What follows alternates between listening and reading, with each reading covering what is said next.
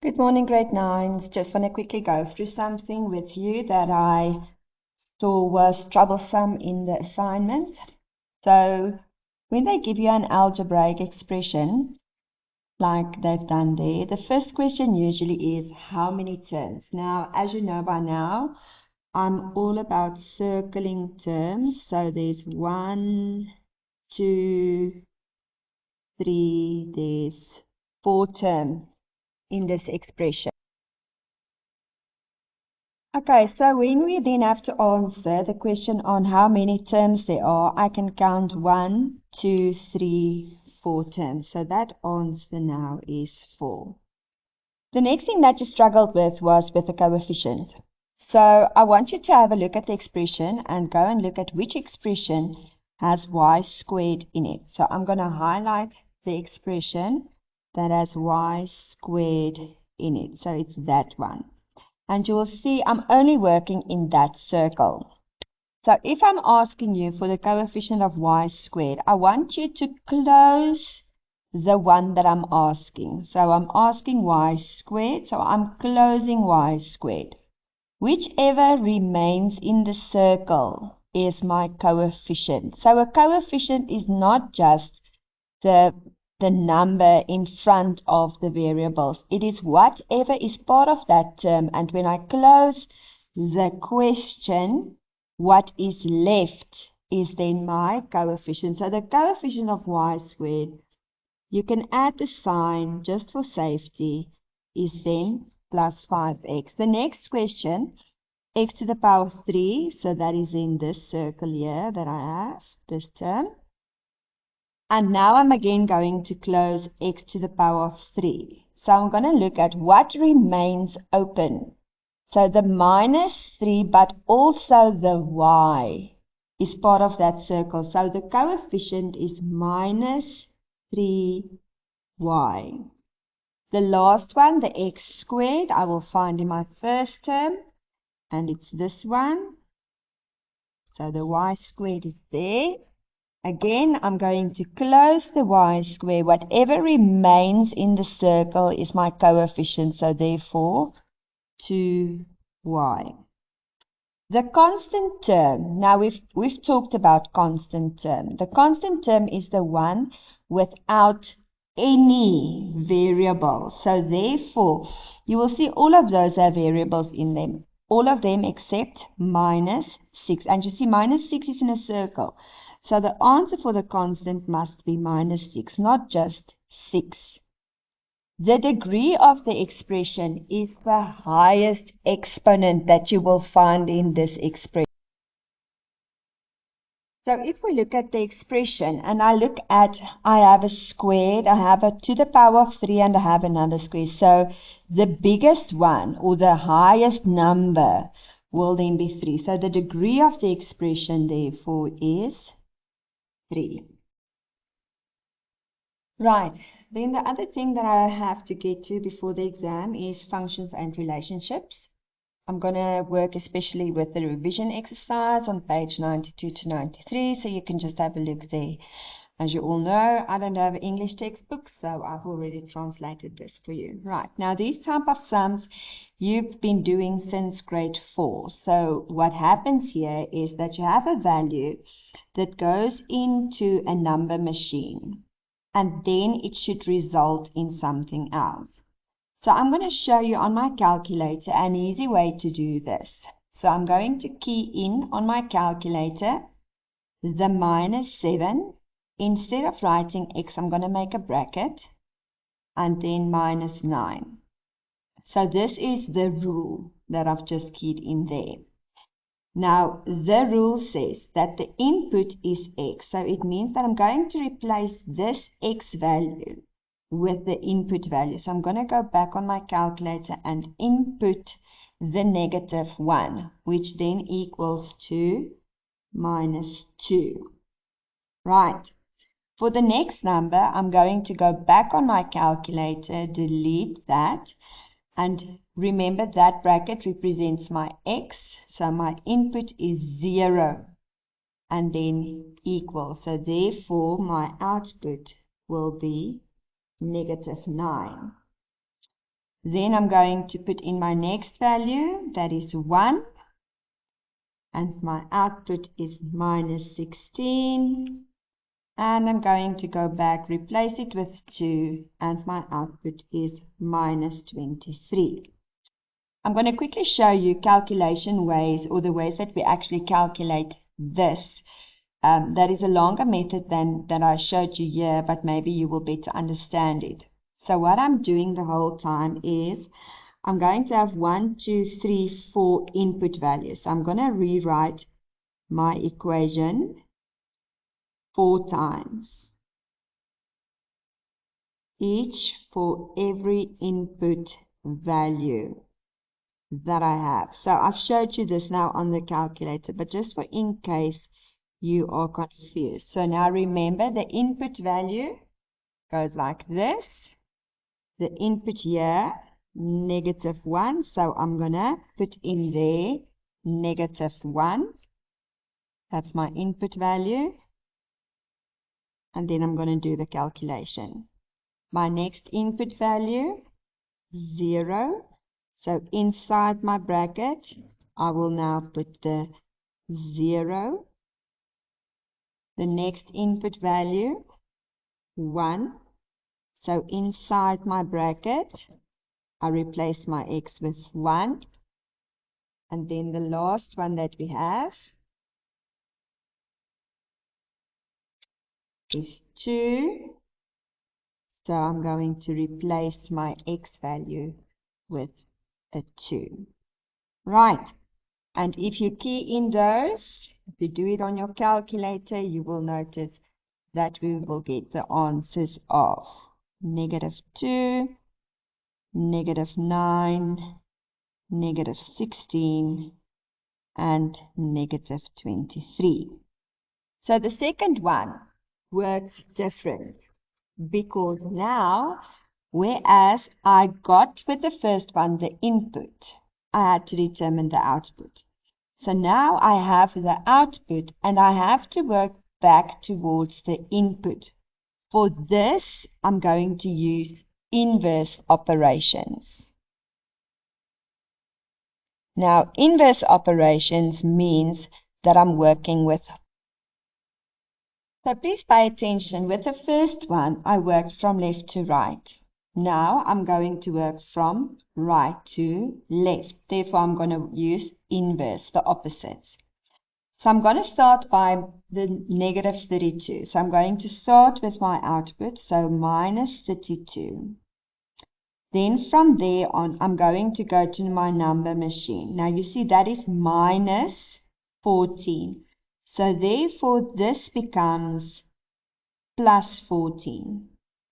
Again, if I take the 4 and I work backwards, the -14 becomes a +14. If I work with the 40 and I work from right to left, I have the 40 +14. The 76 +14. So inverse operation, because this was -14, so this becomes +14. Okay, so I highlighted to show you the -14 becoming the +14, and I'm working from right to left. That is why I'm doing the -14 first. So I'm going to calculate each one of these values. It's very important that you do not do this all at once, because your calculator automatically works with the correct order of operation. So that gives me -18. This will give me 18. This will give me 54, and this now will give me, what's that, 76 plus 14, can you imagine, 19. Right, so now I'm done working with the -14. So I need to do the inverse operation for the 18x. Now what I want you to remember is that 18x means that I am 18 multiplying by x. So the inverse operation for multiplication now becomes division. Inverse operations, therefore not multiplying but dividing. So I'm going to take the minus 18 and divide it then now with this 18 that was part of the 18x. And then I'm going to calculate each one of those values. So this will give me negative 1, 154 divided by will give me 3. And then 19 divided by 18 will give me 5. So therefore, my input values will be negative 1, 1, 3, and 5. I want you to take a look at the next two questions. So at the next two questions, at both of them, the rule is missing. So we have the input, we have the output, but we do not know what is happening inside here. So something must happen with the minus 2 going through this number machine to end up being minus 23. The first thing I want you to do is I want you to see which numbers are consecutive. So minus 2, minus 1, and 0 are my consecutive numbers. So therefore, I'm working with the consecutive numbers from the output. So I'm first going to ignore the 6 because it's not directly after 0. So I'm going to ignore that one. So I'm just going to focus on minus 2, minus 1, 0 with the output minus 23, minus 15, and minus 7. So first thing I need is I need to find the constant difference of the output values, but only the consecutive ones. So what is now the difference between minus 23 and minus 15? So to go from minus 23 to minus 15 on my number line, I need to add 8. If I go from minus 15 to minus 7, I again have to add 8. So 8 is what I call my constant difference. That's the first thing that you do. The second thing that I want you to do is I want you to go back to your x's. So I'm going to take that negative 2 the input, the negative 1 the input, and the 0 the input. And I am going to multiply each of those inputs with my constant difference. I'm going to multiply them all by 8. So, where do I get this 8? Let's just quickly recap.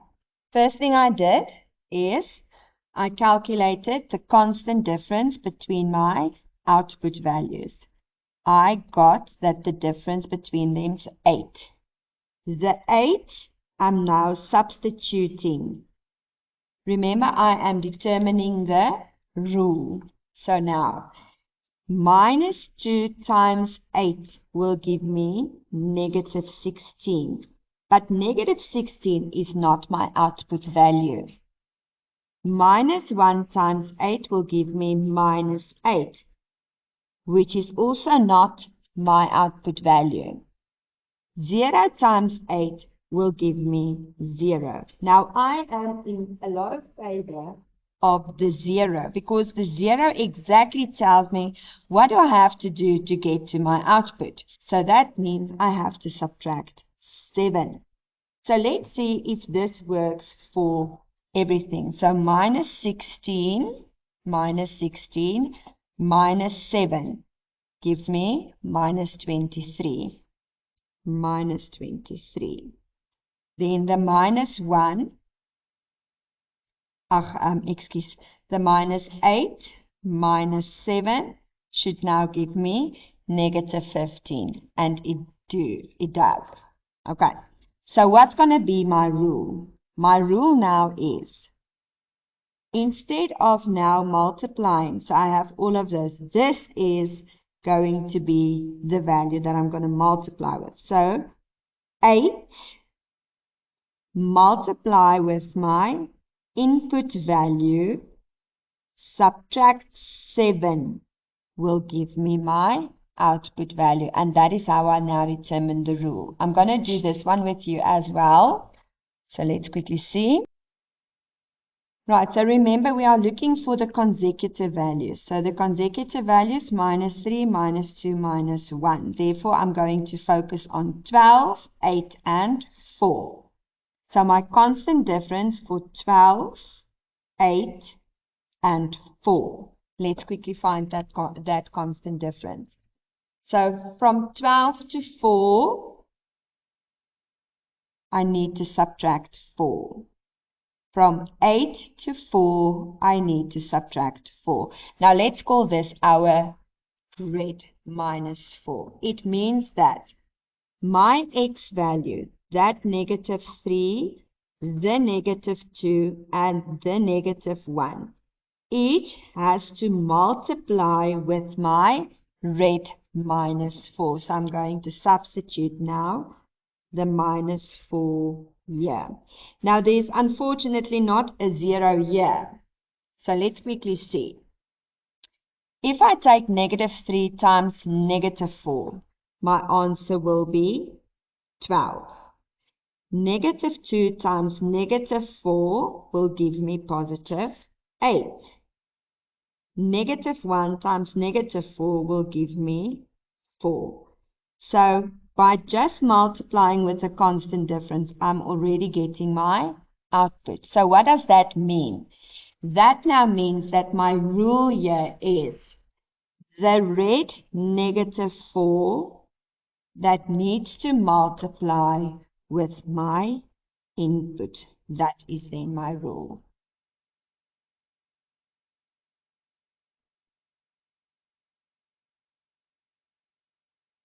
The other way that these questions can be asked is they can give it to you in a table. So now, again, remember, I'm focusing on my output values because I need to find the constant difference for my output values.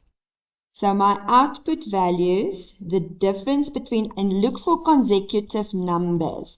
So these are all consecutive numbers, so that makes me very happy to see. So I am adding 2 the whole time here. Adding 2. Now what am I going to do with this 2?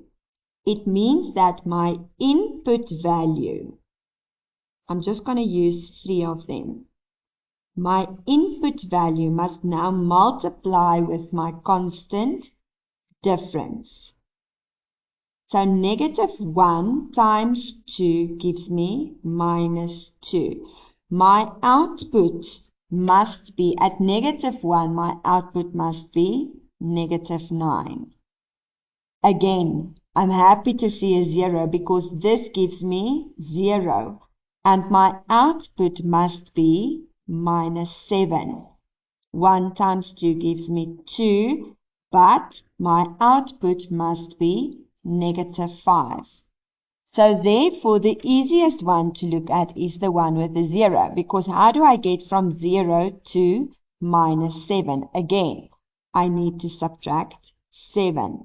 So let's see if it works for everyone. So minus 2 minus 7 will give me indeed negative 9. 2 minus 7 will give me negative 5. So what does that mean now for my x and my y values? So the relationship between the x and the y value means that the y, or the output, I will get when I take my input, which is my x, and multiply my x by 2, and then subtract the 7. So that y equals to 2x minus 7 is then the relationship between the x and the y. I want you to please try for me these two on your own. I'm also going to do them. So remember to start where? You're going to start with a constant difference. I'm just going to do this one down here. So I'm going to start with the constant difference. I'm going to give you some time to try to master this skill on your own. So if you are now working on if you're watching the video, I want you to pause the video and then I want you to try this one out on your own. Right, so my constant difference here, negative 3, negative 3, negative 3. So remember, my input value, just pay attention, because I'm just worried that you are watching this video and you are not making notes. This is my input values. So in other words, these three numbers I selected, they are consecutive numbers from my input. I am now going to multiply that with the green negative 3 that I calculated on my own. So minus 3, and minus 3. Again, I am very happy to see the 0 because 0 times negative 3 will equal to 0. Negative 1 times negative 3 will equal to a positive 3, and 1 times negative 3 will equal to a negative 3. Now let's check what's the answer supposed to be. This answer is supposed to be 7 because my input is negative 1. Then this answer is supposed to be 4. And this answer is supposed to be 1. So the 0 is once again the easiest one, because how do I get from 0 to 4? I add 4. So 3 plus 4 will now give me 7. And minus 3 plus 4 will give me 1. So what is the relationship between the x and the y? So remember, your equation will always start with y equals to. Y equals to. Then the constant difference. In other words, the green minus 3. The green minus 3 must multiply with my input value, which is my x. And then I had to add 4 to get to the answers. So this is the relationship between x and y, but this is also known as... Okay, grade 9s, please check if you got the answer of minus 4x minus 2 for this one. If you did not get that, I want you to please follow this procedure to see that you end up with that answer there. Short work. Okay, so I've worked for you up to here where I got the negative 4 as a constant difference. The negative 1, 0, and the 1 is my input values that I multiply with a constant difference. Again, I have a 0, so I'm happy. So how do I get from 0 to minus 2? I just need to subtract the 2. So 4 minus 2 will equal to 2, and minus 4 minus 2 will equal to 6. So therefore, that is then where I got the minus 4, x minus 2. So this negative 4 that I have here was the constant difference that I got there. And then just pay attention to this last part, because this negative 2 and this negative 2 is the same negative 2 that I have. Okay, this is the last example that I'm going to do with you, in where they give you the table. They say the first question is determine the equation. You must just check the wording that they use in your textbook, because it's all about the way that the x and y is related to each other. So, but that is determine the equation. Step 1, I want you now on your own, you have your consecutive numbers. I want you firstly to determine your constant difference.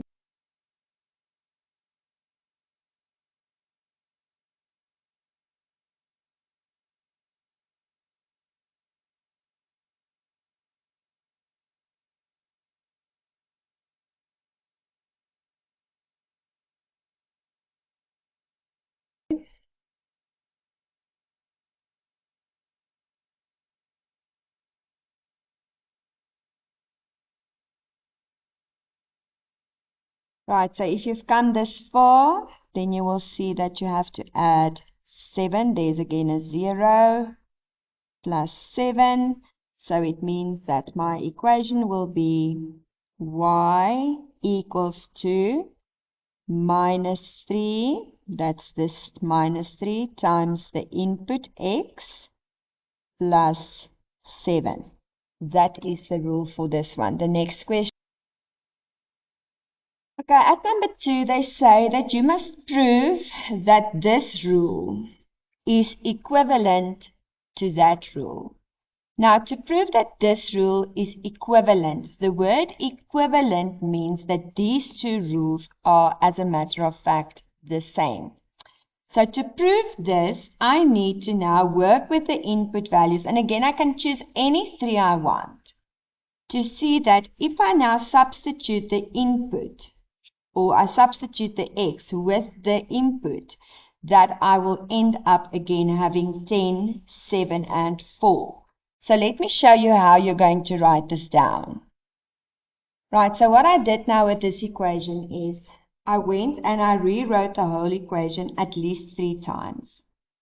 Everywhere that I was supposed to write an x, I left a space open because x will now have 3 different values.